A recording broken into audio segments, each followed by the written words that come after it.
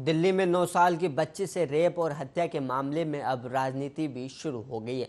कांग्रेस सांसद राहुल गांधी पीड़ित परिवार से मिलने उनके घर पहुंचे और उनके साथ कांग्रेस के स्थानीय नेता भी गए। राहुल गांधी ने मृतक पीड़िता के माता पिता से अपनी गाड़ी में बैठकर बात की और आज दिल्ली के मुख्यमंत्री अरविंद केजरीवाल आज बच्ची के परिजनों से मिलने पहुंचेंगे। और इससे पहले मंगलवार को आपके विधायक राखी बिरलान और भीम आर्मी प्रमुख चंद्रशेखर और अन्य दलों के नेता ने मौके पर पहुंचकर बच्ची के परिजनों से मुलाकात की थी और धरने में भी शामिल हुए। और वहीं इस मामले में पुलिस ने मामले के मुख्य आरोपी राधेश्याम समेत 4 लोगों को गिरफ्तार भी कर लिया। इसके खिलाफ SC/ST एक्ट के साथ साथ पॉस्को एक्ट और IPC की कई धाराओं के तहत FIR भी दर्ज की गई है। और वहीं मंगलवार को बच्ची के अवशेषों का पोस्टमार्टम कर दिया गया।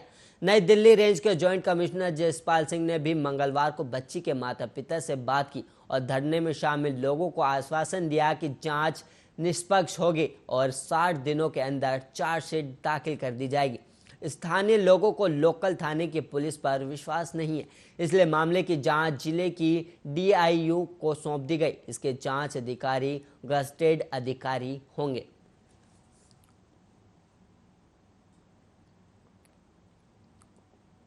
भारतीय महिला मुक्केबाज लवलीना बोरगोहेन ने भारत के लिए टोक्यो ओलंपिक में कम से कम एक कांस्य पदक पक्का कर लिया है। जैसे ही ओलंपिक में लवलीना का पदक पक्का हुआ, वैसे ही उनके घर तक जाने वाली कच्ची सड़क अब पक्की हो गई। स्थानीय विधायक बिस्वजीत फुकन ने लवलीना के घर तक की सड़क पर पत्थर डलवा के सड़क पक्की कर दिया और जल्दी उसे पूरा ठीक करने का भी आश्वासन दिया।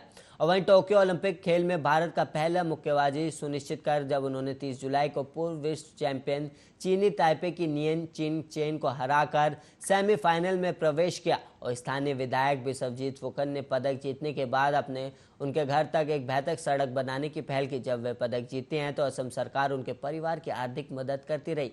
उनके पिता टिकेन ने गर्व व्यक्त करते हुए कहा, अब जब उसने ओलंपिक में पदक जीता है तो सरकार ने सड़क बनाई है और मैं बहुत खुश हूं, क्योंकि ये लवलीना और हमारे गांव दोनों के लिए सरकार की ओर से एक पुरस्कार की तरह है। एक निवासी ऋतुराज ने कहा, असम सरकार ने लवलीना की प्रगति में मदद की है।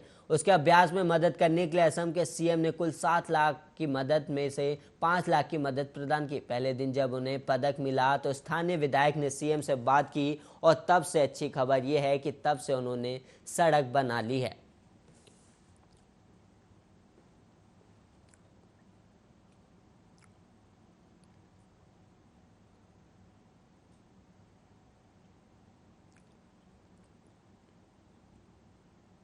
और वहीं श्रम मंत्रालय से जुड़ी संसद की स्थायी समिति ने सरकार से कोरोना के चलते लॉकडाउन जैसे हालात पैदा होने पर मजदूरों को सीधा पैसा देकर मदद करने की सिफारिश की है। संगठित और असंगठित क्षेत्र में बढ़ती बेरोजगारी पर कोरोना का प्रभाव विषय पर समिति ने अपनी रिपोर्ट मंगलवार को संसद में पेश किया।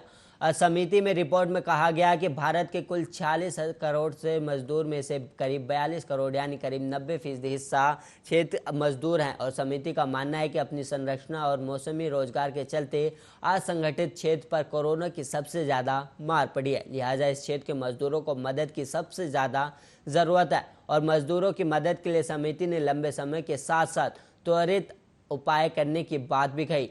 और इस सिलसिले में समिति ने सरकार से कोरोना जैसी विपदा के समय मजदूर के खाते में सीधा पैसे ट्रांसफर करने की सिफारिश की।